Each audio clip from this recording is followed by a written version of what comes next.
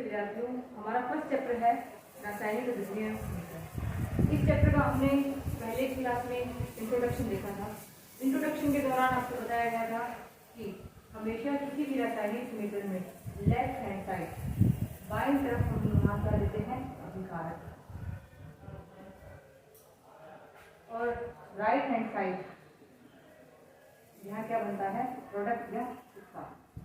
यदि अभिकारक एक से अधिक संख्या में है तो हम इनके मध्य यहाँ क्या लगाते हैं प्लस करते हैं, तो यहाँ क्या बनता है प्रोडक्ट। इसी प्रकार हमने देखा कि यदि उत्पाद की संख्या एक से अधिक है तो इनके मध्य में हम यहाँ क्या लगाते हैं।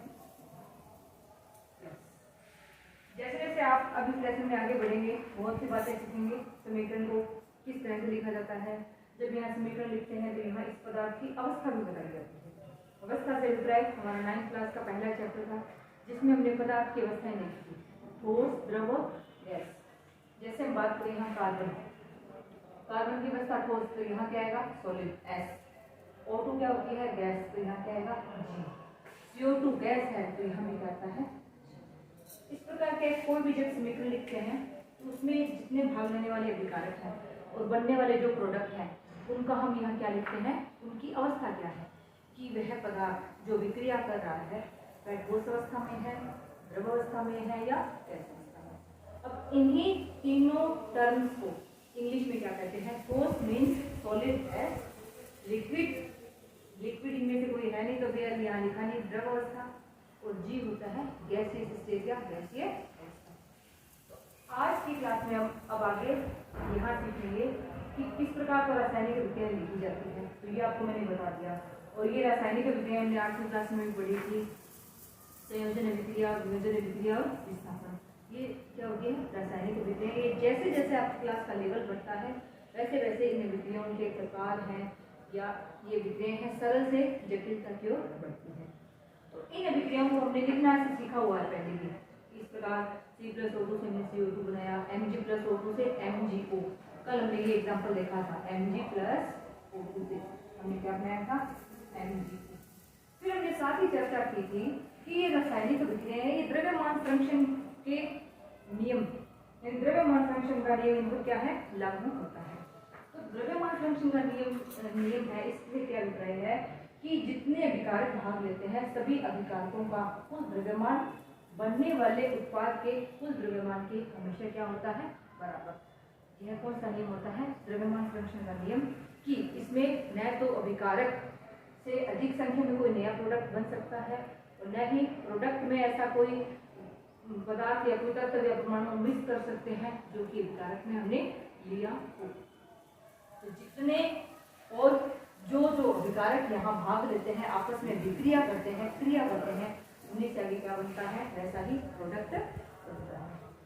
फिर हम जब रासायनिक अभिक्रियाओं की बात कर रहे हैं तो इसी के साथ एक छोटी सी परिभाषाएं हैं, दो परिभाषाएं जो आपको पता भी है, हमने 9th क्लास में भी स्टडी की थी। एक होता है हमारे पास भौतिक परिवर्तन और एक होता है हमारे पास रासायनिक परिवर्तन। रासायनिक परिवर्तन से संबंधित हम यहाँ क्या पढ़ रहे हैं रासायनिक अभिक्रिया। तो ये जब हमने परिवर्तन पढ़े तो इनमें हमने क्या देखा कि यदि पदार्थ के भौतिक गुण, रंग, अवस्था, गंध, इसमें अगर परिवर्तन हो रहा है तो ये परिवर्तन क्या होता है भौतिक परिवर्तन, और ये किस प्रकार का होता है अस्थायी परिवर्तन। जबकि पदार्थ के रासायनिक गुणों में, उसकी प्रकृति में, संगठन में अगर परिवर्तन आता है तो कौन सा परिवर्तन होता है रासायनिक परिवर्तन। ये परिवर्तन कौन सा होता है स्थायी परिवर्तन है। मतलब इस परिवर्तन का यदि हम कारण हटा दें तो पुनः वही पदार्थ हम प्राप्त नहीं कर सकते हैं।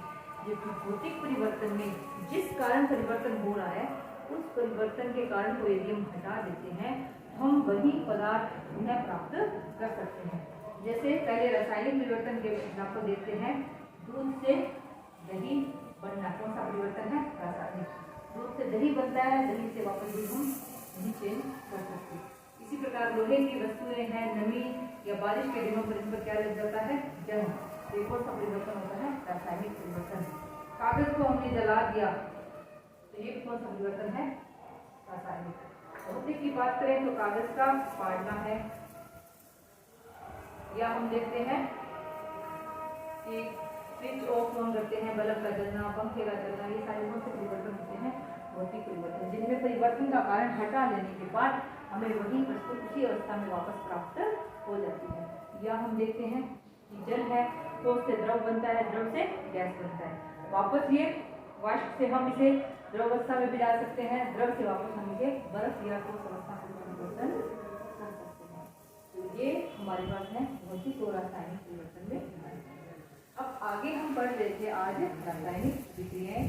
तो आज की क्लास में हम ये सीखेंगे कि हम रासायनिक अभिक्रियाओं को किस प्रकार संतुलित करते हैं।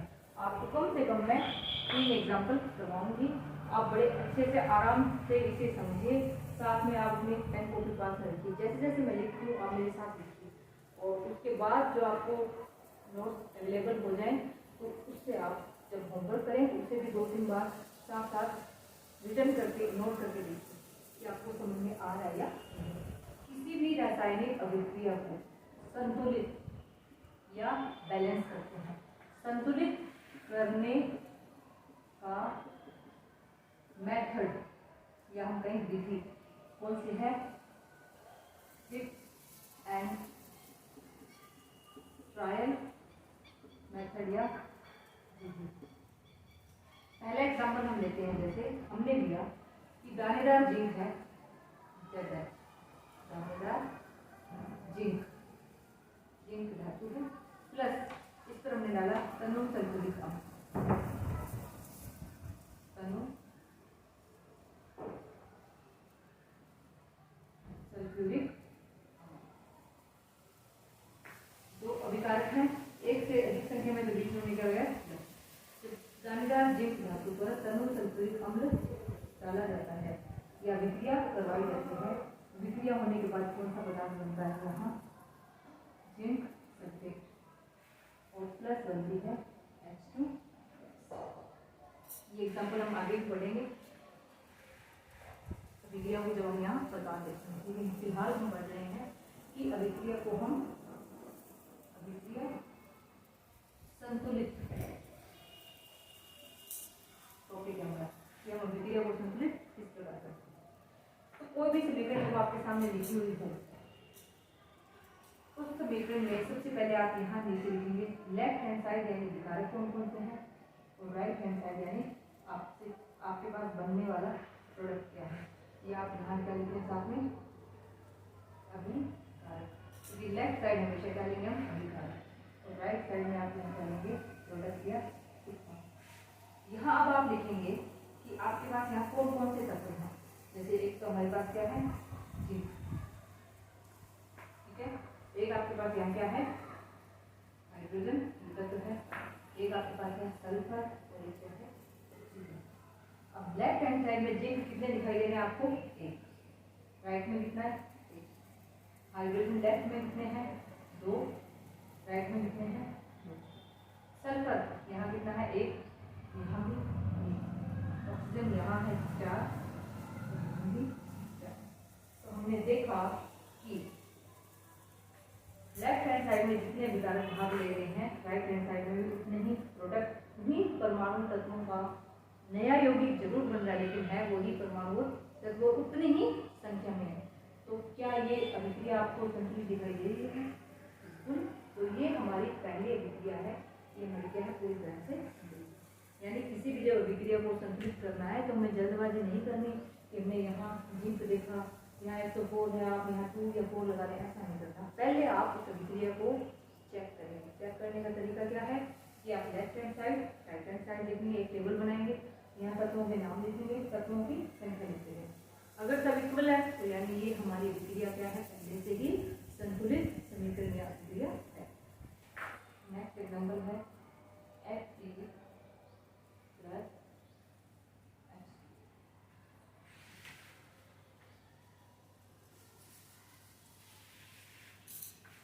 बनता है Fe3O4।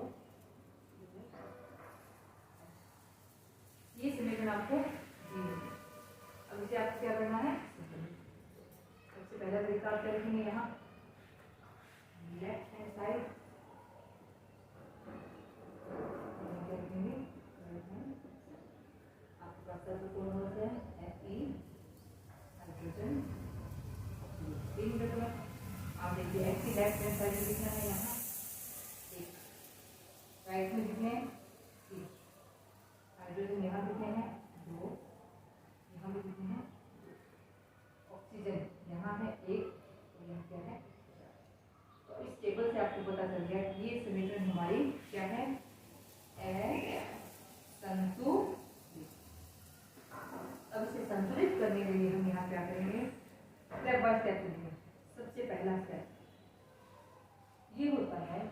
आपको कोई रासायनिक समीकरण दी हुई है, आप सबसे पहले उसे बॉक्स में बंद करेंगे। बॉक्स में बंद इसलिए करेंगे कि हम जब किसी भी तत्व या परमाणु को संतुलित करेंगे तो उस लिखे हुए यौगिक के सूत्र के साथ कोई भी आप किसी भी तत्व या परमाणु को कम ज़्यादा नहीं कर सकते। जैसा यौगिक का सूत्र है वो हमेशा वैसा ही रहेगा। तो इस तरह से सभी के बाहर हम यहाँ क्या लगाएंगे, ये बॉक्स, यानी इसके बाहर आप गुणा भाग कर सकते हैं, लेकिन इन तत्वों और परमाणुओं की संख्या में हम परिवर्तन नहीं करेंगे।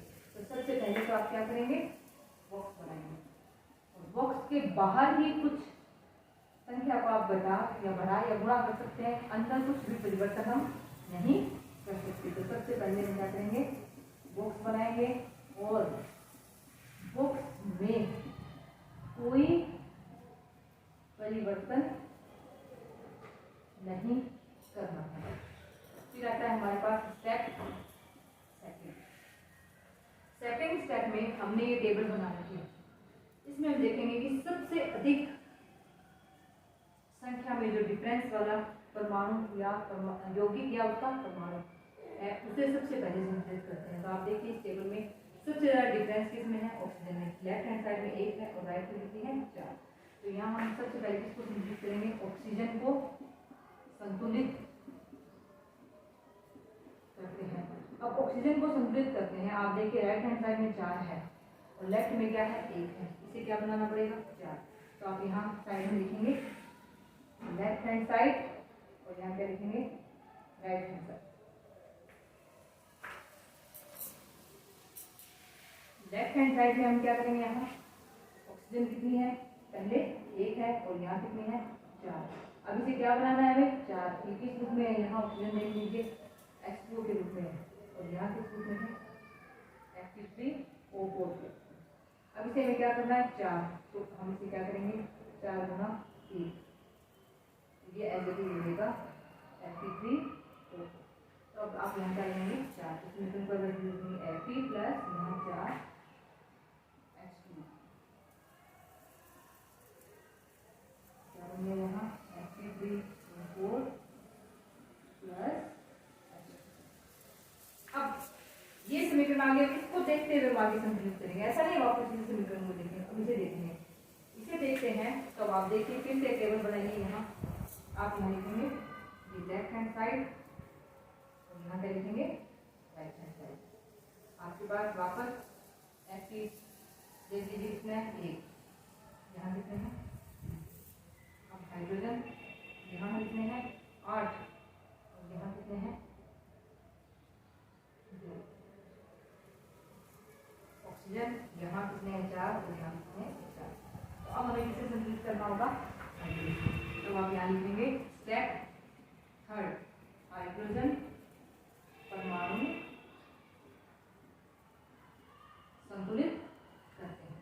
तो हाइड्रोजन परमाणु संतुलित करने के लिए हम यहाँ क्या लगाएंगे, यहाँ 8 हाइड्रोजन है। तो यहाँ 8 बनाने के लिए आप यहाँ क्या करेंगे, इसे आगे यहाँ 4 से गुणा करेंगे। वापस इसी तरह से आप टेबल बनाएंगे तो आप ये लिखेंगे कि यहाँ लेफ्ट हैंड साइड है तो यहाँ क्या है, राइट हैंड साइड। इसमें आपने क्या लिखा, लेफ्ट में कितने हाइड्रोजन आपके पास, यानी कितने, 8 हाइड्रोजन। यहाँ कितने आपके पास H2 के रूप में केवल 2। तो इसे 8 बनाने के लिए आप किससे गुणा करेंगे, 4 से। तो आपके पास समीकरण क्या बन जाएगी, Fe प्लस H2O, यहाँ क्या बना, Fe3O4 प्लस H2। तो हमने देखा यहाँ हमने पहले 4 लगाया था ऑक्सीजन को 4 करने के लिए, अब हम यहाँ क्या लगाएंगे, हमारे पास क्या होगी, हाइड्रोजन की। अब बताइए इस समीकरण को देखिए आप संतुलित करने के लिए, हाइड्रोजन संतुलित है, ऑक्सीजन संतुलित है, अब क्या रहेगा, आयरन।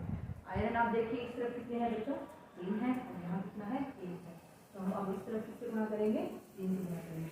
तो आपके पास स्टेप फोर्थ क्या होगा, आप लिखेंगे Fe प्लस H2 Fe3O4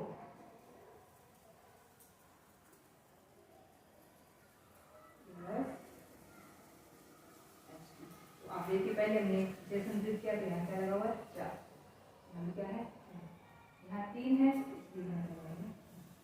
अब ये हमारे पास पूरी तरह से कौन सा समीकरण है, संतुलित समीकरण है, जिसमें 3 Fe बाईं तरफ है, 3 Fe बाईं तरफ है, 8 हाइड्रोजन बाईं तरफ है, 8 हाइड्रोजन बाईं तरफ है, 4 ऑक्सीजन बाईं तरफ है, 4 ऑक्सीजन दाईं तरफ है, राइट हैंड। तो इस प्रकार अब ये हमारी समीकरण क्या हो गई है, आप देखिए इस प्रकार जब आपको कोई समीकरण दी हुई हो, इसे संतुलित करने का मेथड पूछा जाए तो मेथड का नाम क्या होता है, हिट एंड ट्राई मेथड। करते कैसे हैं, स्टेप बाय स्टेप चलना है। सबसे पहले आप left hand side right hand side में जितने भी तत्व हैं, यहाँ 3 है, 2 ने 3 लिए, अगर यहाँ 4 हो तो यहाँ सबकी संख्या, उसमें जो ज़्यादा विनायक वाला परमाणु है उससे संबंधित जो यौगिक है पहले मुझे संतुलित करते हैं। तो हमने यहाँ देखा ऑक्सीजन में डिफरेंस आता है। ऑक्सीजन को संतुलित करने के लिए हमने देखा कि दाईं तरफ हमारे पास 4 ऑक्सीजन है, अब बाईं तरफ 4 बनाने के लिए हम क्या करेंगे, इस बॉक्स के अंदर तो हमें कुछ छेड़खानी नहीं करनी, कोई भी तत्व परमाणु को कम ज़्यादा नहीं कर सकते। आप और भी हम ऐसे लिख लेंगे कि H2 के साथ यहाँ O4 लगाओ, ऐसा हम नहीं कर सकते। आप और हमको प्लस में और H2 और लगा दें, ऐसा भी नहीं कर सकते। तो हम इसके बाहर यहाँ कोई संख्या लिखेंगे जिससे सिर्फ पूरे यौगिक को गुणा होगा। तो 4 से जब यहाँ लिखा हमने तो ऑक्सीजन तो 4 हो गई, अब हाइड्रोजन कितने हो गए 8। तो अब हम पहले किसे संतुलित करेंगे, हाइड्रोजन। हाइड्रोजन जब यहाँ 8 है, यहाँ हमारे पास कितने केवल 2। अब 2 हाइड्रोजन है, इसे हम किससे गुणा करेंगे, क्या बनेगा, तो हमने 4 से गुणा किया, कितने हो गई 8। सेकंड स्टेप में देखो हाइड्रोजन संतुलित हो गया, यहाँ ऑक्सीजन संतुलित हो गया। अब हमारे पास लास्ट क्या रह गया, आयरन। लेफ्ट हैंड साइड में आयरन 1 है, राइट हैंड कितने 3, तो इसे 3 बनाने के लिए हम इस आयरन किससे गुणा करेंगे। तो अब आपके पास ये समीकरण पूरी तरह से एक संतुलित रासायनिक समीकरण है। तो बच्चों इस तरह से हमारी परीक्षा में प्रश्न आएगा, आपको एक समीकरण दिखाई देगी, उस समीकरण में आपको क्या करना है, संतुलित करना। और आपसे कुछ नहीं पूछा जाएगा कि यौगिक का तत्व का कोई नाम, कुछ नहीं पूछा जाएगा। हाँ, क्वेश्चन को कोई हार्ड बनाना चाहे तो वो थोड़ी परिभाषा में लिख दे रासायनिक अभिक्रिया को कि लोहा जल से विक्रिया करता है, उससे यौगिक बनता है, उस यौगिक का नाम और समीकरण लिखते हुए पूरी रासायनिक समीकरण को क्या कीजिए, संतुलित। इस तरह के क्वेश्चन जब हम आगे प्रैक्टिस करेंगे, आपको क्वेश्चन देंगे, इसमें आपको बताएंगे। तो आज की क्लास हमारी इसीलिए है कि हमारा ये चैप्टर का फर्स्ट टॉपिक रासायनिक समीकरण को संतुलित करना। तो इसके आपके पास 3 एग्जाम्पल हो गए। हमने कल देखा था Mg+O2 को संतुलित किया, MgO बना। दूसरा एग्जाम्पल हमने देखा जिंक प्लस H2SO4 से, और तीसरा हमारे पास है Fe+H2O। बोर्ड में इस तरह से आपसे प्रश्न पूछा जाएगा, रासायनिक अभिक्रिया लिखी हुई है, इससे हमें रासायनिक संतुलित रासायनिक समीकरण। तो आप देखिए पहला प्रश्न है हाइड्रोजन प्लस क्लोरीन। इन प्रश्नों को सॉल्व करने के लिए कल भी आपको मैंने क्लास में, इसीलिए आपको कल इंट्रोडक्शन क्लास ली थी कि आप 9th क्लास के अपने ये चैप्टर रिवाइज कर लेना। तो कम से कम 30 तत्वों के नाम याद हो आपको, जो आपको मैंने टेबल सिखाई थी यौगिकों के रासायनिक सूत्र लिखना, वो आज यहाँ बहुत काम आएगी। वो अगर आप पढ़ते हैं तो आप इनके यहाँ सूत्र लिखेंगे और आगे समीकरण कर सकते हैं, तो उसे आप जरूर रिवाइज कीजिए। अब इसमें क्या है, पहले एक आंसर देखते हैं, हाइड्रोजन क्या लेंगे H2 प्लस क्लोरीन, क्या बनेगा हाइड्रोजन क्लोराइड, ये बन गया रासायनिक समीकरण। अब ये कह रहा है संतुलित होनी चाहिए, तो संतुलित के लिए आप वही अपने पास बनाएंगे लेफ्ट हैंड साइड, और यहाँ क्या लेंगे right hand side. Left hand side में आपने क्या देखा, यहाँ पर तो कौन कौन से है, हाइड्रोजन और क्लोरीन। लेफ्ट हैंड साइड में कितना है, हाइड्रोजन 2, यहाँ कितना है 3, यहाँ कितना है क्लोरीन 2, यहाँ कितना है 3। अब यहाँ 2 है, यहाँ 1 है, इसे संतुलित करने के लिए हम यहाँ क्या लगाएंगे 2 लगाएंगे। ये अब क्या होगी समीकरण आपकी संतुलित रासायनिक समीकरण। सेकंड क्वेश्चन देखिए हम, बेरियम क्लोराइड। तो पहले आपको पता होगा कि बेरियम BaCl2 कैसे बना, कि बेरियम पर बच्चों आवेश होता है +2, क्लोरीन पर होता है -1। जब आप इसे यौगिक बनाएंगे तो क्या बनेगा BaCl2 plus aluminium sulphate, aluminium Al2SO4 और कैसे बना कि Al पर आवेश होता है +3, सल्फेट होता है -2। जब आप यौगिक बनाते हैं तो ये आवेश एल्यूमिनियम के साथ और ये सल्फेट। तो आपके पास ये क्या बन गया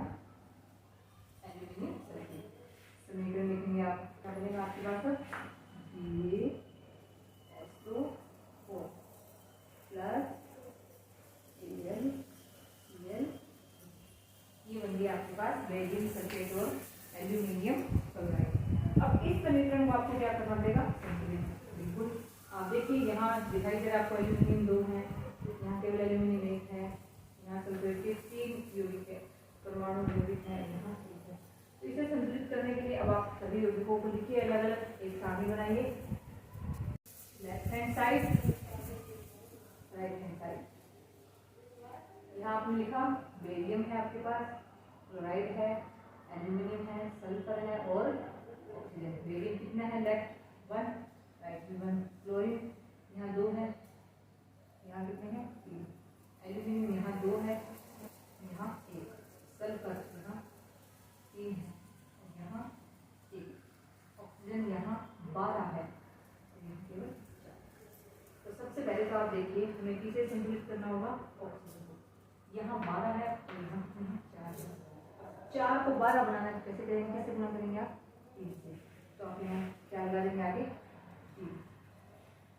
जैसे ही हमने यहाँ 3 लगाया, ऑक्सीजन तो कितने हो गए? 12। अब आप दोबारा देखिए हमारे पास बेरियम और सल्फर। बेरियम लेफ्ट में कितने थे हमारे पास?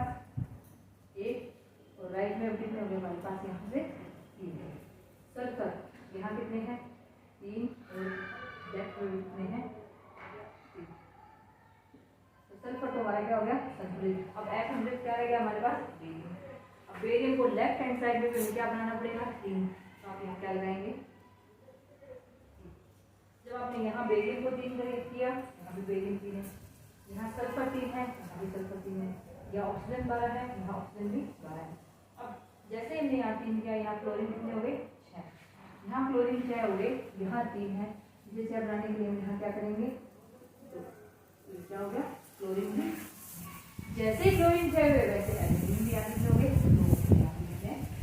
तो आप आराम से चेक कीजिए लेफ्ट हैंड साइड में जो जो परमाणु तो भाग ले रहे हैं, जितनी संख्या में ले रहे हैं उतने हमारे पास क्या बने हैं?